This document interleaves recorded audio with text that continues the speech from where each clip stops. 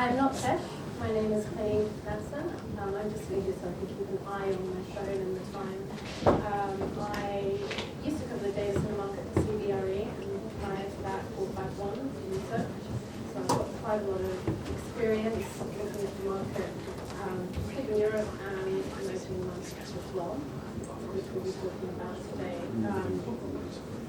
My panelists here have a lot to say on emerging markets, so I'll let them introduce themselves. But it's a really interesting space to be looking at the moment. I mean, we've been tracking just how much investment has been put into the major markets and just how tightly squeezed those major markets have become. And as a result, we're seeing the money start to look at the emerging markets. But, emerging markets have been discussed for some time. They're very complex in many ways to get into, and that's what our panel here is really going to talk about today.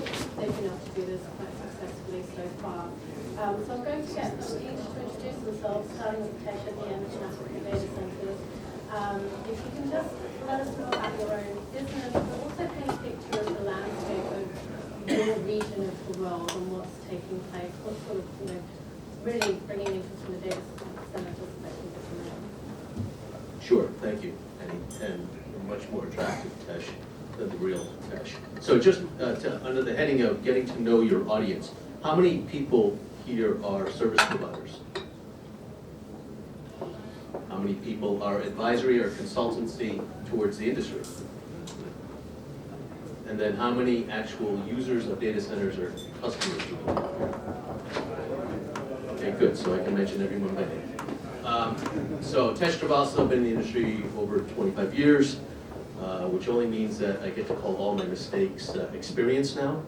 I've made plenty of them on 4 continents, invested in making data centers on Europe, Africa now, Asia, and South America. And Africa Data Centers right now has a goal of providing digital infrastructure across the Pan-African continent. And when you look at the continent right now, it's probably one of the most exciting places you can do work in the world, because you've got a growing population and you've got an unbelievable amount of capital willing to come in there. There are lots of players that are starting up, and we've seen 2 of the American players, Equinix and Digital, recently make investments, and they didn't make those investments because they thought it was going to go to waste. They actually think that that's just the first place to plant a flag and then keep moving forward. So at Africa Data Centers, we want to capture that opportunity across the entire continent, and we're announced today, as a matter of fact, our expansion into Ghana, and we'll soon be going into North Africa as well. Thank you. Penny, thank you for having us. Michael Ortiz, the CEO of Layer 9 Data Centers. We are a 2-year-old hyperscale data center operator looking to expand into Latin America. This, a bit like Tesh, is an unserved market. It constitutes 670 million residents throughout the 33 countries that constitute Latin America. Our launch will begin in Mexico with approximately 138 million residents. That's a market for us that we see has just begun the adoption of cloud. And if I were to put into an analogy of where Latin America is relative to 90 minutes in a football game, the coin just got tossed. The game just started, right? And if you track what the cloud is doing in the last 3 years in terms of its investment, not only in Mexico, Colombia, Chile, and Brazil, the adoption of data has really been a reflection of the cost of that access to that data, right? So if you put into comparative purposes here in Europe, typically the cost of data per month per user is about 2.5 to 3% of your gross income. In Africa, nearly 43%. In Latin America, between 20 and 28%. That cost of that data is coming down significantly. So it's never been about the phone. It's always been about the access and the cost of that data to get that data on that phone. So for Latin America, we see this as an amazing opportunity for us to enter. And we will begin our entry into Latin America with Mexico, beginning in 2 phases, 2 64 megawatt launches of hyperscale data center development in Querétaro, which many of you are aware is the data center alley of Mexico. It's the fastest growing region in all Latin America, outside of Brazil. And we look to begin our launch in the summer of 23.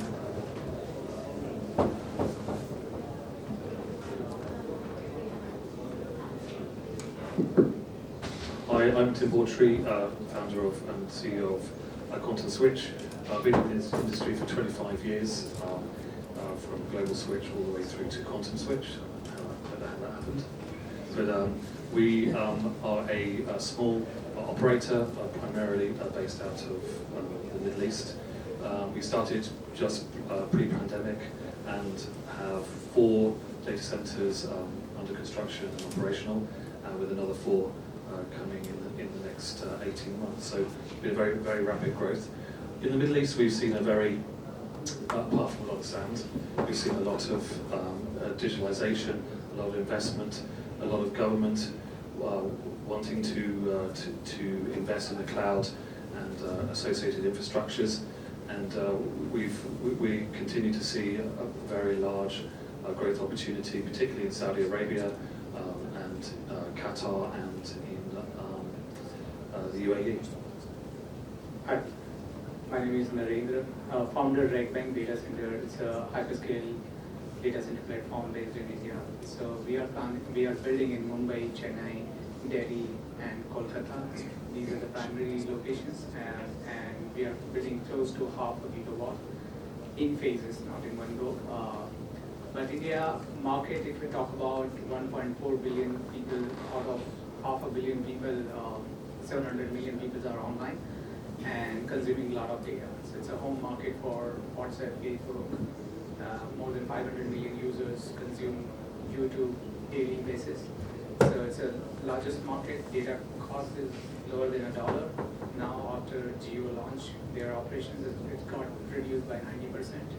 And the digital adoption has growing. The India growth year-on-year demand is 40% toward adopting cloud. Cloud players in India, they are doing more than $7 billion business. In 2022, we believe that it is going to be, 10x in another 5 years. In another 10 years, India market will be 10 gigawatt of market. So that's about India. Great.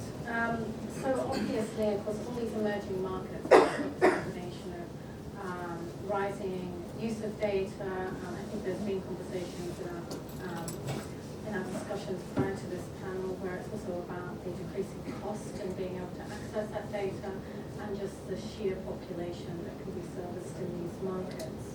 I think at IDC, another thing that we see when we go out and ask enterprises across a lot of these markets is, these markets have also been heavily impacted by COVID and the move towards working from home and remote working. I remember in my previous role at S&P Global, none of our staff in the Philippines actually had laptops because they weren't allowed to due to government regulation.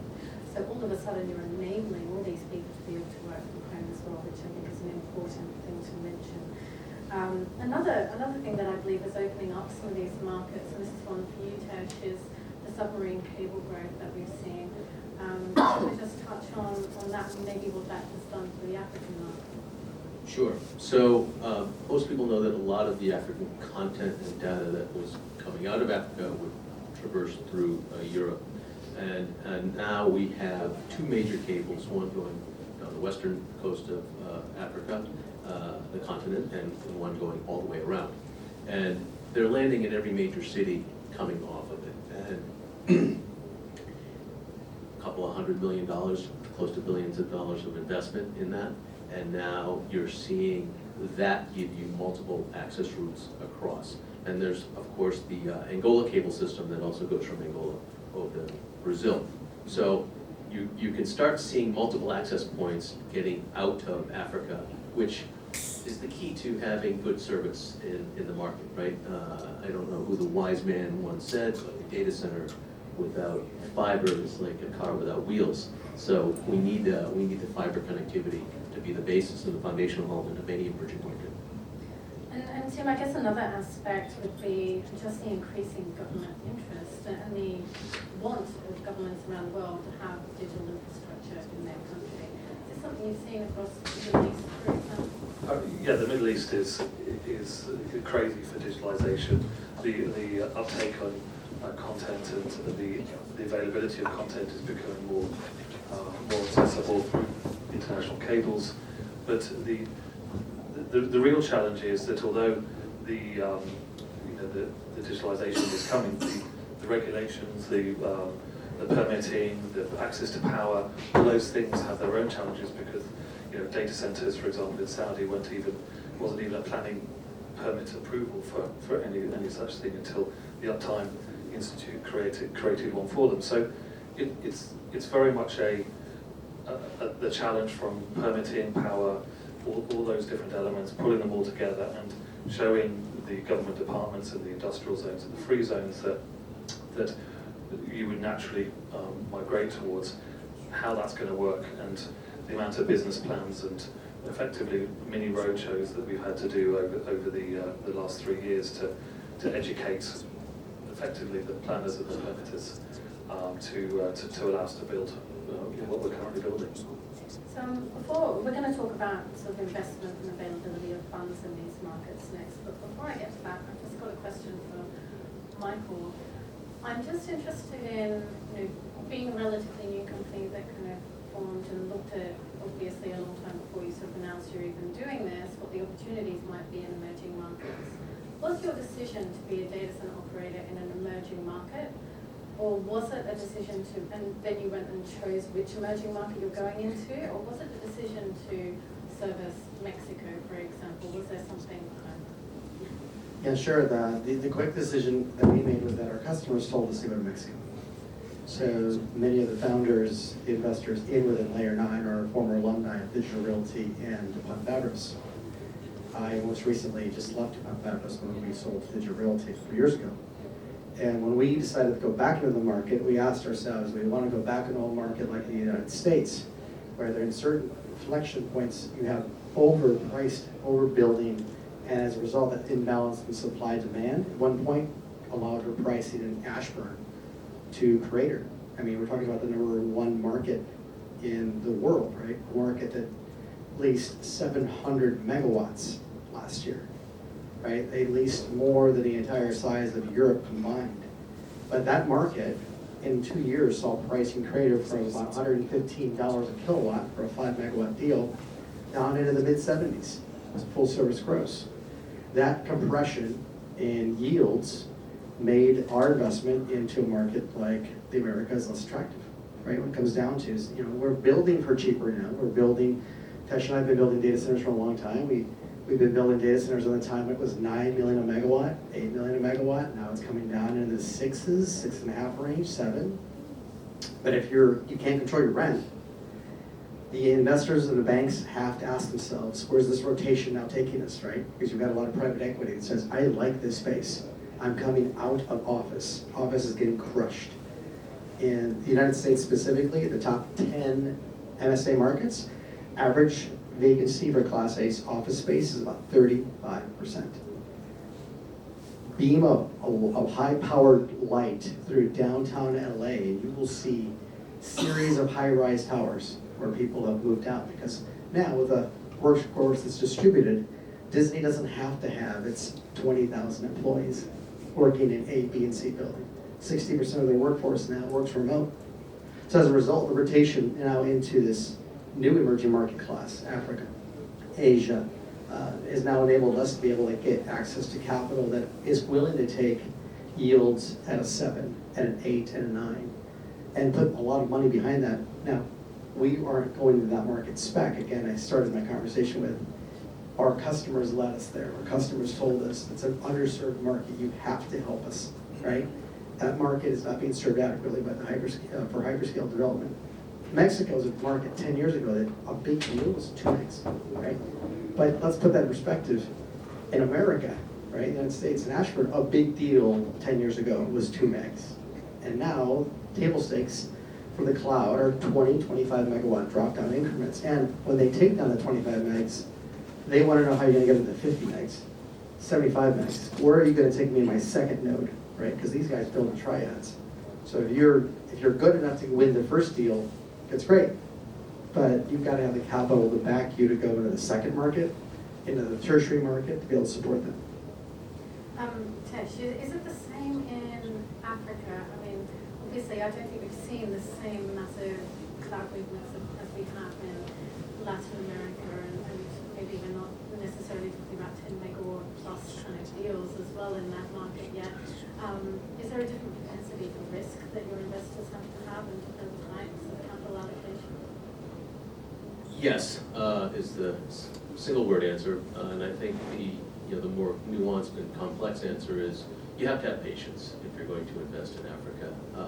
54 countries, 41 currencies, just that alone tells you that Africans don't agree on much. And so we're trying to get them to agree on more, and there is lots of concepts around an AU coming out there. The primary market is South Africa right now, and that makes a lot of sense because of the way it's legally set up and the consistency of common law, etc. But the biggest markets are still underserved in Egypt and Nigeria. Those are the two biggest GDPs in the area. The largest population is Lagos, with close to 24 million people. So I think the next version of this is not just, Michael described a return and compression of rates. I think that's definitely an angle that has to be considered in the evaluation, but the massive population growth and the use of technology. In Africa, it's about 1.3 to 1.4 billion people over the next 8 years. The average age will be roughly 19. The largest part of the population, which is going to be roughly 350 million people, 400 million people, will be between the age of 19 and 35. So when you just take those demographics, that's the entire size of the U.S. North American market and the entire size of the EU market, okay? And I call this group the restless youth of Africa. They don't want to do things the way their parents and grandparents did it. And whether you're on you watch a bus, or you watch a train, or you watch a plane, anywhere you go in Africa, you will see people do one thing: heads down and working forward. And it's going to start with the local businesses within Africa, and the company's already there, right? All of your large technology businesses that are headquartered in the western region of the U.S. have started offering cloud services, search services, financial services. It used to be 2 to 3 weeks for an average Kenyan to open up a bank account. Now with global payments and electronic payments, they're able to open up an account, and every bank is supporting it. This is Bank of Kenya, CIB, they're all sitting there supporting people opening up a bank account as long as you have Kenya shilling in 24 hours. So that is what I mean by the restless youth and what's happening. So the investment thesis is slightly different because you're looking at a volume of people that comes through. And I mean the investment thesis not just by us who putting capital at stake, but even our customers and the consumers. So I think we're talking about it being quite often smaller increments. It might take longer to build until you start to really get that cloud spend as well. It's going to evolve differently, but like we've all observed, I think the one thing that we've gotten wrong, every single one of us, and I say this on every panel I've been on, is over the last decade, we've gotten the demand side wrong. Every single one of us has underestimated the demand for over a decade. That goes for me, that goes for my counterparts in the industry, that goes for North America, it goes for Europe, it goes for Latin America, it goes for whether your name is Microsoft or Oracle or Google or the next tier down. Everyone has underestimated demand over the last 10 years. So my guess is we're going to be okay.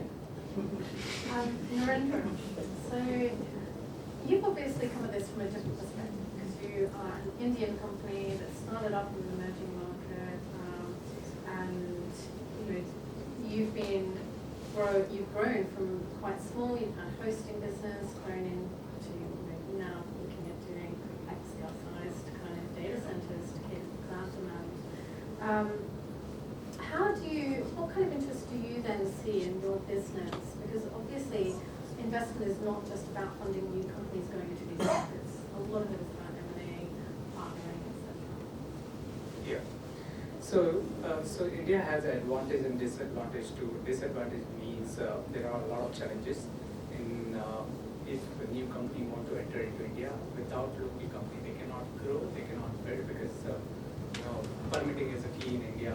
You have to have relationship or connections, or you have to understand the bureaucratic process and how to get things done on ground. So those are the critical elements. But these things are improvised now in India. Earlier it was very difficult to build data center for foreign companies.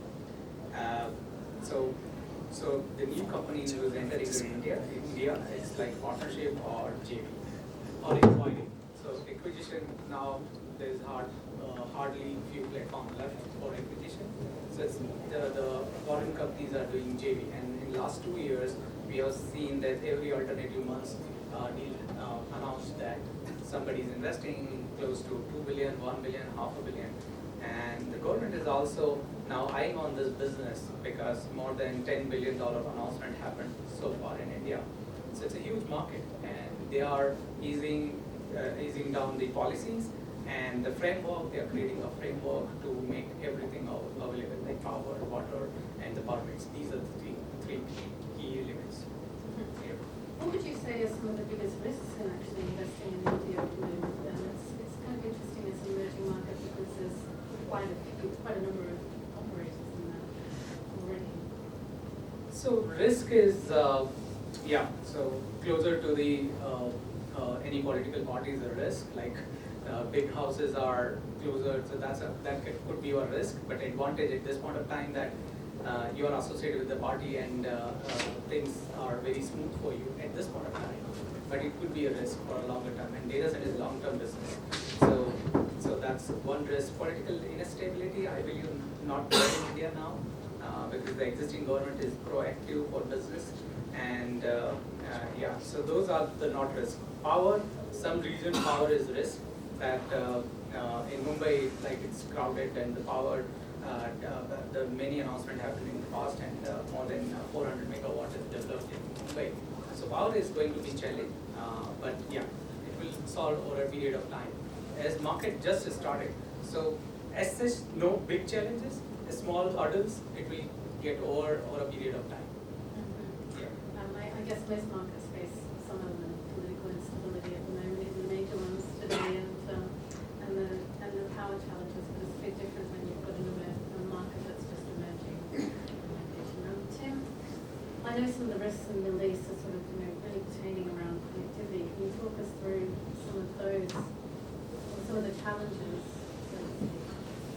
Yeah, I think the connectivity actually is better than we think when you dig into it. It is traditionally controlled by the telcos, and the telcos converting themselves into sort of hyperscale data center operators. We found that the hyperscalers don't like being tied into the on and offshore type rates, cross connects, and so on. So we've to a degree challenged the status quo, and why we've partnered with local investors, local government funds, to allow us to really look at how the connectivity can move on into a more deregulated market. And we're starting to see some of that, particularly in Saudi, where content providers are being allowed to create peering platforms, and so we're seeing a sort of a wider movement of content. But I think the real challenge in the Middle East is resource. It's people who have the ability to step up into the roles. There isn't a big, you don't want to keep importing people to manage and operate the data centers, and so we've taken a very big stance on there, where we're hiring local. In Saudi, we have to have 50% of our workforce has to be Saudi nationals. So we're taking the view that, well, let's start now. We're a relatively new company. We've got the ability to train and grow those teams, and with the expansion plans we've got, there's also opportunity for those people to become managers and trainers themselves. So we've just invested $500,000 with CNET to look at all that infrastructure training, but also looking at where do we get those smart people who are going to operate the data centers, and looking at the local industries, oil and gas, has been a big influence for us in taking those types of engineers and technicians to turn them into data center people. Yeah, I think in talking across the panel, everybody's had to really think outside of the square when it comes to actually gaining access to skills. Narendra, do you have a view on what happens when a cloud provider then enters the market, sort of going after some of the same skills? Does that sort of just add to the challenge? Yeah, so India is more than 100 million students passed every year. They go to their education cycle. So India got like a lot of talent pool, and you will find in every data center one Indian guy operating that. So talent is huge, but at this point of time, it's a surge in the requirement. So this will take some time to train the people. But yeah, I think talent is not crutch in India, as what I believe that, as Neem mentioned, that cross function you can hire from oil and gas, train them, and Indians are like they need certification every time. Whenever some kind of certificate required, they will go and try to learn those new things. They are very innovative in that way. I'm quite interested in, so obviously when you're looking at a new market, and Michael was describing how he was following the demand that was pushing them into the market of Mexico, but is it good to be a first mover in this market, or is it better to actually enter this market as part of an ecosystem and have more providers that are on the table? Having done this in Africa, what do you kind of see? What do those consuming data centers really ask for? Well, so I think we talked about Northern Virginia. I think last time I looked at a statistic, 56 providers in just Northern Virginia, public and private, and I think there may be 40 providers in the entire continent of Africa. So you have to really think about what your ecosystems are about. Generally, it goes back to what I talked about, right? It is making sure that we have the subsea cables, which plenty of infrastructure has now been built. There was a lot of existing infrastructure, but now it's trying to get that from the the CLS, the cable landing points, into the country. So trying to get it into the DRC, trying to get it into Kenya is very important. Our customers understand this challenge better than ever. From a telecoms perspective, they started in high GDP markets, but they've also been going to lower GDP markets and higher population markets, whether it be in any of these areas. So they understand that they may not get 20 carriers in a market and 3 wireless providers. They only get 2 cable operators and 1 wireless provider. But that's all they need, because there's other demands on them as well. They are part of the ecosystem that they're trying to create in these markets. The obligations that some of our customers have when they come into a market in Africa is huge. They're big educators, they're big people dropping capital in the market, they're big employers. So those are all the things that we can work on. So the ecosystem is broader than just what are we doing in terms of telecommunications. It's more on a humanitarian and a human basis, and not just a investment and a technology basis.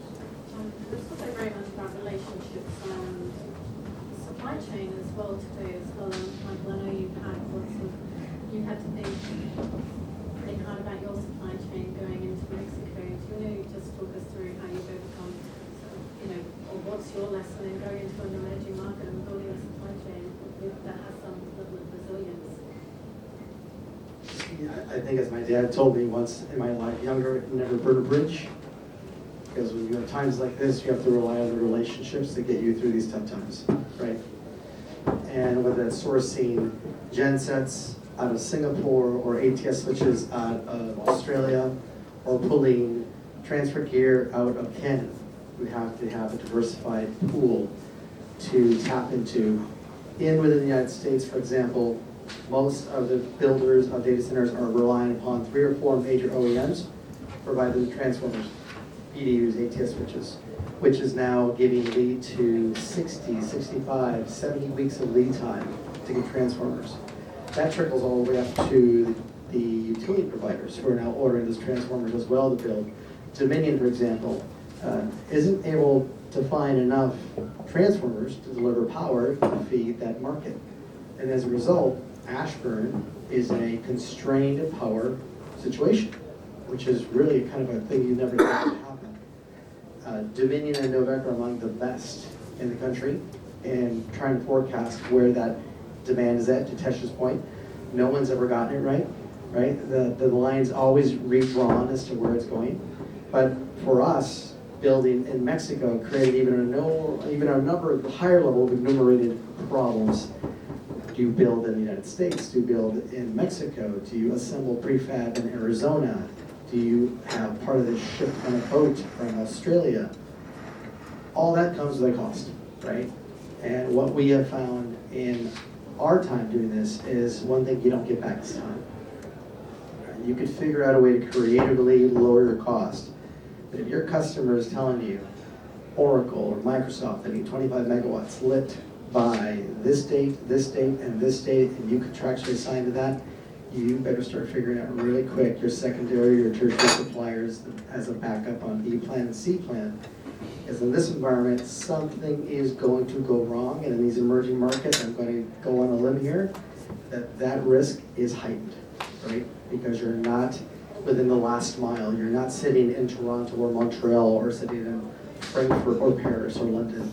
You're tapping resources that could be thousands of miles away. And again, I go back to my point, relationships are the thing that are enabling this industry right now to get through it.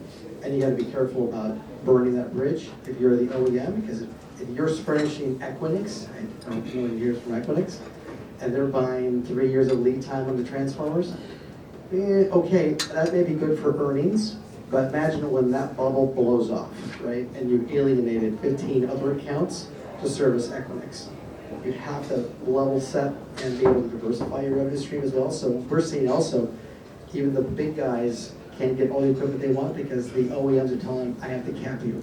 I have to cap you at a certain revenue, a certain dollar amount, a certain order amount. And that's ultimately going to come around, again, the relationship piece of it. I want to be able to leave it open for some questions. And then I'm going to let each of you offer one area of guidance. Anybody who might be looking at an emerging market. Are there any questions from the audience regarding these markets or any of these businesses? A good phrase I got told was, you with emerging markets, it's building planes you fly. Actually come across issues. How speculative do you think new markets and emerging markets to be pure that just follow customer demand, or you try and play that market? I think as a new business, Quantum, we followed the clients to start with. We're just getting to the point now where we've built the relationships up now. We're looking to where can we go next? And you always ask the question, and it's, where do you want to go next? And the answer is always everywhere. So we have to step back and we have to look at what do we think we're good at?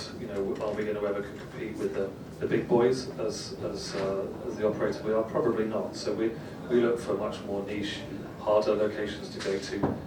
We've already cut our teeth on some of the hardest locations in the world. So we're finding our way through that, and we are starting to land bank and look at speculative development. So once established, I think we're able to move into that next phase.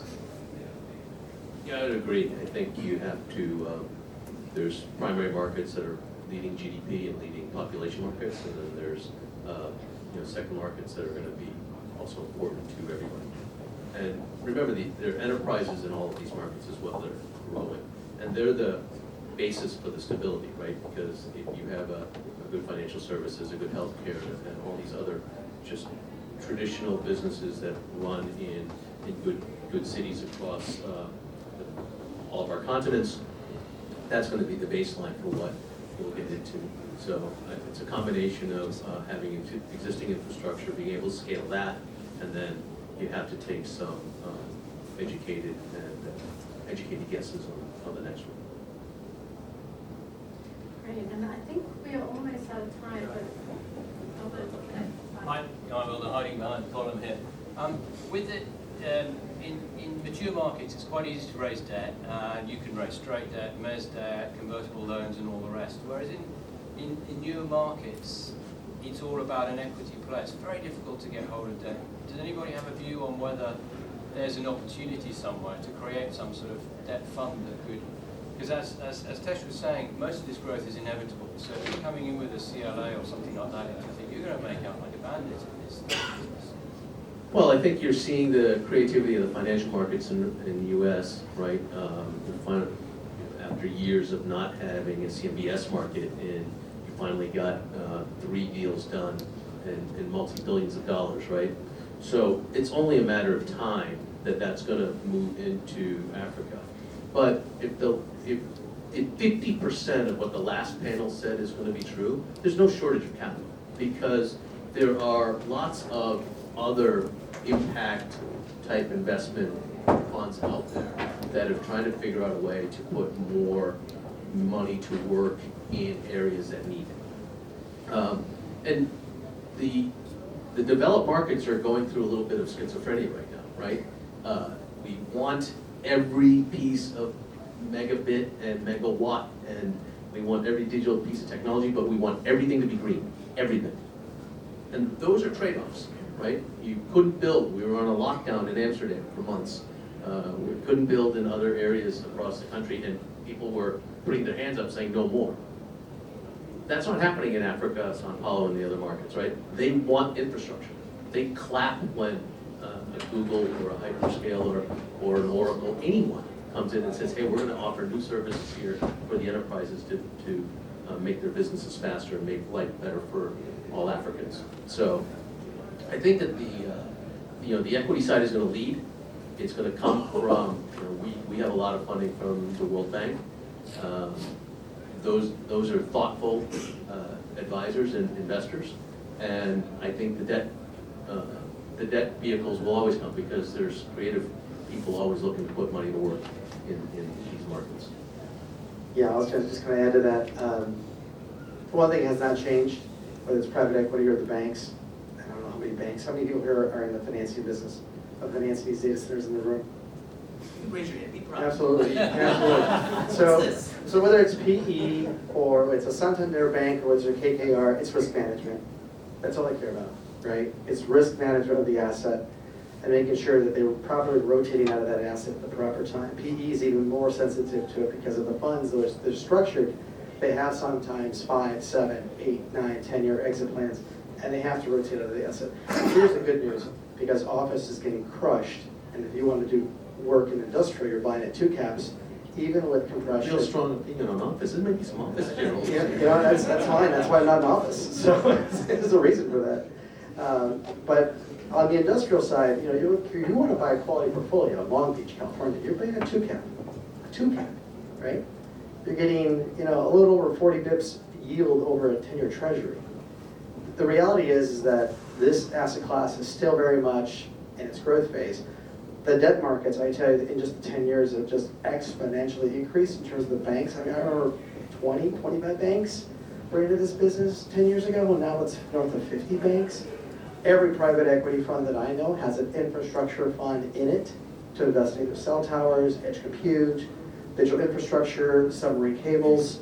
So to the last panel, I'm a little more conservative in that I think that it's unlimited capital. I think there's smart capital that's pursuing specific type of projects in certain markets. That risk tolerance is predicated upon pre-lease and interest, pure and simple.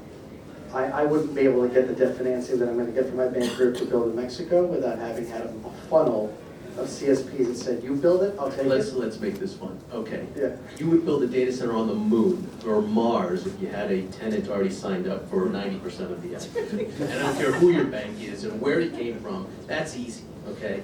What we're talking about is going into Latin emerging markets where our customers don't know yet.